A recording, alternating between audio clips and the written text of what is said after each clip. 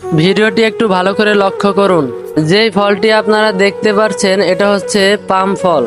এই ভাইয়েরা এই পাম বাগানে কাজ করে এবং এই পাম ফল পেরে তারা ট্রাকে লোড করে।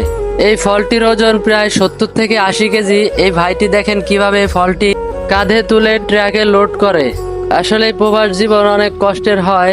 প্রবাসে কাউকে বসিয়ে বসিয়ে টাকা দেয় না, অনেক কষ্ট করে তারা টাকা উপার্জন করে থাকে। এই পাম ফলগুলো কাঁধে তুলতে গেলে যেমন শক্তির প্রয়োজন হয়, তার থেকে বেশি প্রয়োজন হয় কৌশলের। এই ভাইটির কৌশল দেখে আপনি অবাক হয়ে যাবেন। এভাবে প্রতিনিয়ত প্রবাসী ভাইরা কষ্ট করে বিদেশের মাটি থেকে দেশে টাকা পাঠাচ্ছে। তারা হচ্ছে দেশের সম্পদ এবং তারা হচ্ছে রেমিটেন্স যোদ্ধা। তাদেরকে প্রাপ্য সম্মান দেওয়া হোক। আর এই পাম ফলের গাছগুলো দেখতে একদম আমাদের দেশের খেজুর গাছের মতো। তারা দেশের অর্থনীতিতে অনেক ভূমিকা পালন করছে। সকল প্রবাসীর প্রতি রইল সম্মান এবং ভালোবাসা। অবশেষে ভাইটি পাম ফলটি কাঁধে তুলতে সক্ষম হলো।